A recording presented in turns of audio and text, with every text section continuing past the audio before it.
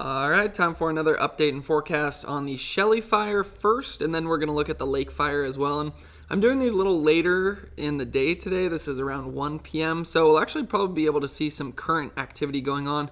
And then we'll look at what the weather conditions should be like later this afternoon. Peak fire activity is usually around 3 to 5 p.m. So that actually goes along with the Shelly Fire. It's a good place to start because yesterday it was somewhat calm throughout the first half of the day. We had another smoke inversion, and then as that inversion started to lift in the afternoon, then we started to see the activity pick up, and you can just see where the most heat detections were on this map right here. Some on the northern edge right there, but clearly most of the growth yesterday and most of the activity and heat coming off of the fire was on this eastern side. So let's just turn off heat detections for a moment. And I just want to see exactly where that growth was yesterday. So if we come above the fire right here, again, this is the Shelly Fire that we're looking at. We can turn off yesterday's growth and then turn it back on, and just looking at it, you can start to see that most of the growth was on that northern and eastern side of the fire. We obviously had some growth right there. Watch as I turn this off and on. But that's not too consequential. The area that we've been watching the most closely is this more eastern side of the fire, because that's the part of the fire that's the closest to some of our structures, communities. We have green view down here. We can actually, I think there's a way to actually measure how close we are right here. Ruler. Let's go from the latest fire perimeter down to just where it says green view.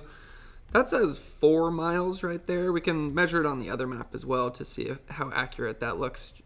So looking at the fire, this is showing fire perimeter as of, I believe they get this around 10 p.m. last night. Look at the right side of this map first when I turn it off and on where we had the recent growth.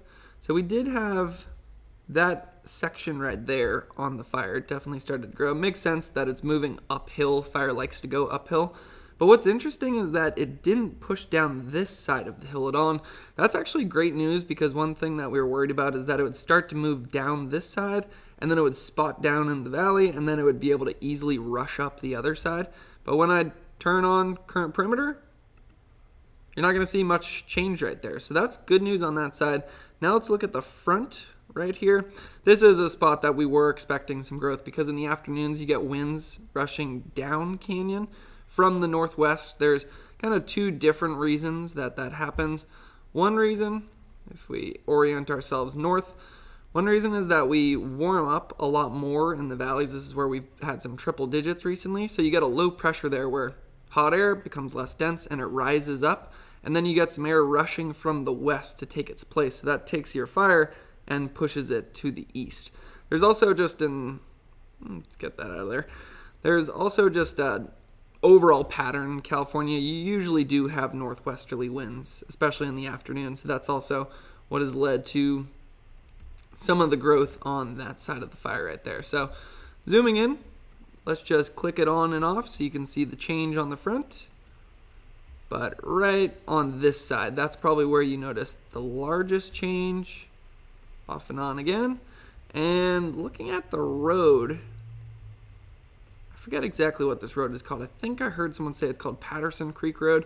You can see that it actually slopped over the road a little bit. So if we were hoping for that to be a fire break, doesn't look like that's going to be the case. But I do know they've put in lots of lines just all over the place on this fire. So yeah, the main spot that we're still looking at is this eastern side between where you have some of these communities, Greenview, Cheeseville. We've got Kidder Creek Adventure Camp right down there. And then obviously a lot of unburnt fuel in that area. So that's kind of our Google Earth imagery right there for the Shelly Fire. It's been a long day. I woke up at 3 a.m. for the morning show today, so this might be a little bit of an interesting update and forecast. I'll try my best here. But here's Shelly Fire from satellite imagery right now. Looks like we have that same smoke inversion throughout most of the day. That's been helping us on the fire, because when you have that much smoke, your sunlight can't get in there, so it keeps things cooler. If things are cooler, it usually has a bit more moisture. It does look like some of that smoke is starting to move a little bit faster, though, which tells you that the winds are starting to pick up. So I haven't talked about any numbers yet. Probably a good time to do that. Shelly Fire, over 8,000 acres, still 0% containment. Even though it's 0% containment though, I think we can be encouraged based on how many different lines they've put around this fire, especially on this eastern side between the fire and some of our communities. And speaking of communities, there are still some evacuation orders and warnings in place. I don't go through those in these videos because by the time you're watching this, they might change, but Watch Duty is a great resource for that, as well as the CAL FIRE website usually has the updated evacuation orders and warnings. Did just want to show the numbers in terms of resources because this is pretty amazing. In almost no time at all, we're now up to over 2,000 personnel, 45 dozers on this, 7 helicopters, and they've just been putting in some great work to kind of limit the growth on this fire. And to be honest, based on how tricky the weather conditions have been over the last kind of few days, more so in terms of relative humidity, we have been getting some help from the smoke inversion. But it's been surprising to not see more growth on this fire, especially on that northern side where it easily could have gone down that hill and then up the canyon on the other side. And so far, it looks like it hasn't. So anywhere where you see the red, that's where some of the more recent heat has been. If we want to see exactly where the heat is now, we could turn on all detections. That doesn't look bad for the middle of the afternoon. Usually in the afternoon, you'd see some big red squares on this map. Maybe we have that on the lake fire, which we'll be looking at in just a moment. But yeah, looks like we have some heat where we did have some growth on that part of the fire yesterday. And then it's that same kind of finger that's extending off of the eastern side of the fire looks to be where we have some heat at the moment. So now just clicking on structures. This might give us a more accurate ruler. I don't know how much I trusted that Google Earth one. So let's go from there to there. Yeah, about 2 miles. So I think I trust that number more. Google Earth was saying 4 miles. And then one other thing we can look at on this map is fire history. That's one reason I've been a bit worried about this eastern side of the fire. Not only do we get those northwesterly winds in the afternoon that try to push the fire to the east, just like we saw yesterday, but there's also a lot of fuel in this area that hasn't burnt in a very long time. So, yeah, that we have that going on. And then looking at the progression map, I thought this would be an interesting one to see because you can just see how the fire has changed over time. So blue is where the fire started, and then where you see the red, that's been where more of the recent growth has been. So although the smoke inversion has helped us, we have had more activity in the last few days. And again, that's the weather conditions, especially in terms of humidity, and then also just how steep and rugged the terrain is in this area makes it pretty tricky to just stop a fire in its tracks. So fire progression. Look here. That's July 3rd, grew about 224 acres. And then I wanted to point out the last couple of days here. July 8th, it grew more than 4,000 acres, according to this map. And then July 9th, it grew more than 1,800 acres. So that's where a lot of the red is on this map right here, where some of the more recent growth has been the largest amount of growth. Then we can also look at the incident action plan for the Shelly Fire today. Same objectives that we were looking at yesterday, north of Salmon River Road, north of Scout Bar, east of Scott River Ranger District boundary, and west of Whiskey Butte. And then we can look at, we're not going to read all of this. I'm sure nobody wants to spend that much time. So I just highlighted some key details here. Wednesday weather, continued hot, dry, and unstable with gusty afternoon and evening westerly winds. Highs ranging from the mid-80s along the ridges to upper 90s in the valleys. So that's why we partially get that wind that blows down canyon in the afternoons, which is a bit weird because you usually have winds going up canyon, but it's because it's hotter in the valley, which is to the east of the fire. And then 11 to 14% in the valleys, 15 to 18% along the ridges. So that's where I was talking about the tricky fire conditions that we've had here is if your relative humidity is in the teens, and then you're also dealing with some rugged terrain. Imagine how hard it is to get crews in here. And then once you have, like if you get a little spot down here like that, then that is just going to want to rush up the hill. It'll be interesting to see if that's now filled in the next time we get perimeter data. Because and fire likes to go uphill. So coming back here. So 20-foot winds. I wanted to highlight this because it's larger than our winds were yesterday. Localized gusts of 25, 30 miles per hour late afternoon through the evening. And we were starting to see that on the satellite imagery. It looks like the smoke is moving a bit more. And Julia had a great forecast there. She said Smoky Valley inversions lifting late morning. And then maximum relative humidity around 30% slopes and ridges. And notice that's for Wednesday night. So even at night, it's remaining very dry. And that's been one of the things that's pretty challenging for this fire is we're not having good recoveries in the overnight hours. The fuels are just staying dry. And then in the long-range forecast, we're not going to worry about this just yet, but it does look like there's a slight chance of thunderstorms Friday with a better chance of isolated thunderstorms with minimal precipitation on Saturday.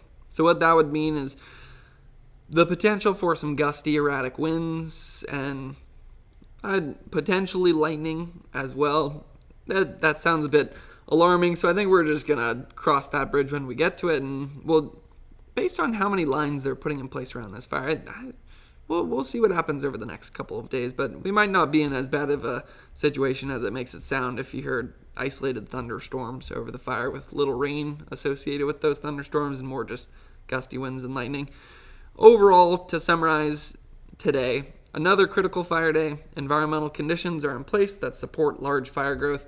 What it's basically talking about there is the fire behavior triangle, where it's hot, dry, windy. That's our weather side. Fuel, it's dry. There's a lot of it that hasn't burnt in a long time. And then topography, it's very steep, rugged terrain there. So we have a lot of things working against us, but luckily we have over 2,000 people working kind of in our favor. So yeah, we'll definitely keep an eye on the Shelly Fire. Right now, doesn't look like there's too much heat coming off it. So I'd say that is the best news that I've seen, although conditions have been picking up in the late afternoon, evening as the inversion lifts and the winds pick up. So I think watching it over the next 5 hours to see if we get more activity there is going to be pretty key.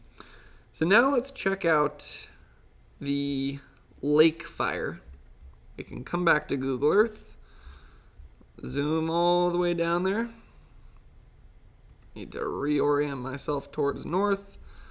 Going down just north of Santa Barbara, southeast of, I believe, Santa Maria. Yeah, there's Santa Maria up there. Here's the Santa Ynez Mountains, and then Los Olivos. Hopefully I'm saying that right this time. Need to work on my Spanish. I forgot it all since high school, but here's the lake fire. We can do the same thing that we did on the Shelly Fire, where we can turn off where the growth was yesterday and then turn it back on so you can get a quick snapshot. Notice no growth on this, what do you call that, southern edge of the fire. And that is where, again, it got pretty close to, I guess they turned Neverland Park or Neverland Ranch, which was Michael Jackson's place, into an amusement park or something. And it actually did get within about a half a mile of there. But if you look at recent growth, there's no changes on that side of the fire. So it seems like they have things pretty much in control at that point. Not that I'm too worried about Neverland, but I'm maybe more worried about all the thousands of structures that we have, it looks like, in Los Olivos. Definitely not saying that right, but just clicking on and off. Two areas that I see the most growth. One is on this southeastern side of the fire. So right about there, look at that growth from yesterday. I'm guessing it established down here and then was able to rush up this hill. And then the other side of the fire, which we're not as worried about, is going to be this northern side, which is basically burning up into wilderness at this point. Turn it off and on. So you can see that's where the majority of the new acreage numbers are going to be. So let's check out those acreage numbers after first looking at the satellite imagery, because there's something interesting to notice here. Your winds are now pushing the fire towards the north. You can actually see the burn scar from the fire as well from the satellite imagery. But the reason that's important is because the previous days, we've had northwesterly winds, which have been pushing this fire down to the southeast, closer towards a lot of our structures, which is the direction we don't want the fire moving. But now that it looks like the smoke is going to the north, that means we have southerly or southwesterly winds, which would push this fire into the wilderness instead of where we have the largest amount of structures.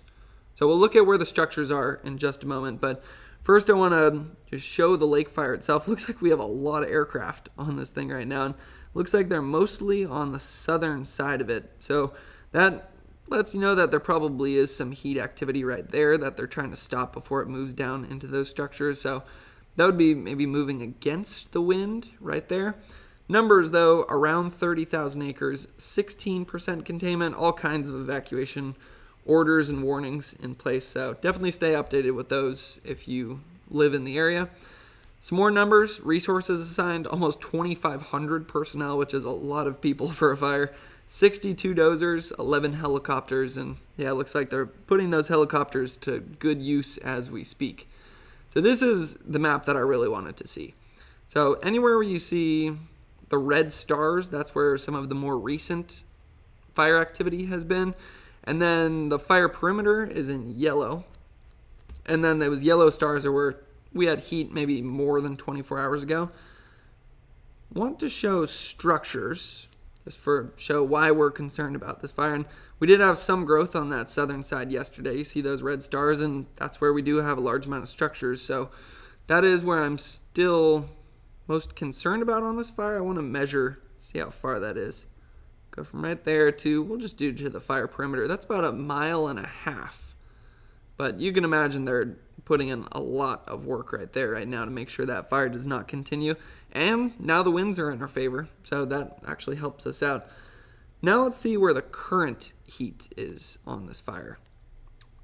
All right, so that definitely looks like it's more active than what we were seeing on the Shelly Fire. It looks like the Shelly Fire's smoke inversion throughout the first half of the day was helping limit activity up there. But now it actually matches up with the satellite imagery. If you notice that northern side of the fire right there, you start to see a bit more smoke coming off of it in the last 30 minutes. See that little puff right there? Largest amount of smoke looks to be on the northeastern side of the fire, though. So coming back here, see that's that northern side that had the puff. There's the northeastern side that looks to be the most active at the moment. And then I do want to point out that just because you see all of this red right here, it doesn't mean that that's where the fire actually has gone down to. This comes from satellite imagery. We don't know how good of the position is of the satellite right now, and we've seen that be off by as much as 0.5 mile to 1 mile before. I mostly just look at it because it gives us a general idea of where we are seeing some heat at the moment. And then one other thing working against us on this fire is the fire history. Haven't had a fire recently in the area between the fire and where we have the largest amount of structures. But what's working for us, again, is the wind direction. So there's Los Olivos. Hopefully I'm getting closer to that pronunciation. If I click into this afternoon, so around 5 p.m., notice the winds, a bit more westerly, even a little southwesterly component to it. And, I mean, based on the satellite imagery, it looks like it's even more southerly than the forecast was expecting, which is the exact kind of wind direction we want because that's going to try to push the fire north, where we don't have really any structures on this map, as opposed to south, where we have a large amount of structures on this map.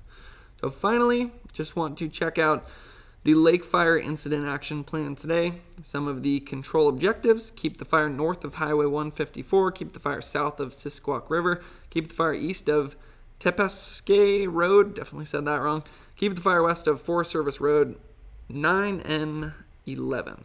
So that might mean more to locals out there than anybody else who's watching this, but weather forecast is going to be pretty critical for what this fire does throughout the day today, and it does look like another hot and dry day dries the fire environment, meaning our fuels, with excessive heat warnings still in effect. The red flag warning did expire, though, I believe at 9 p.m. last night, so that means the winds aren't as strong as last night.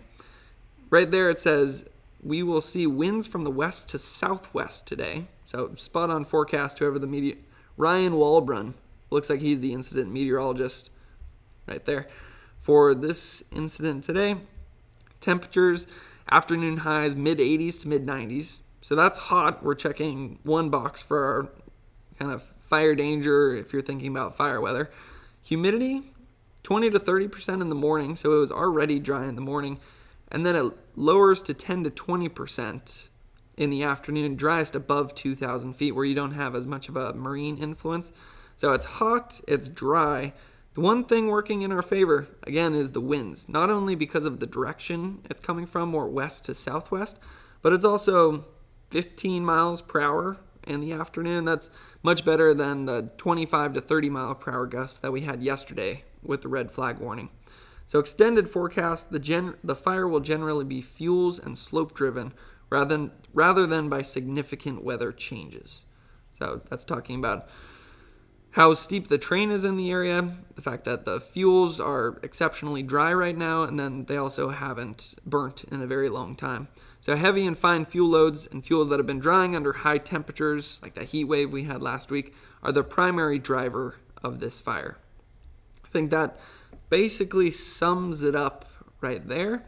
So looks like out of the Shelly Fire and the Lake Fire, I'd say a bit more concerned about the Lake Fire at the moment, just because we're seeing more heat coming off of it, and it's closer to structures than the Shelly Fire looks to be. With that being said, that might be the most resources I've ever seen on a fire that I can remember around 2,562 dozers, seeing those helicopters in action as of right now, just all over this fire. So yeah, we'll definitely keep an eye on it throughout the day today and throughout the rest of this week.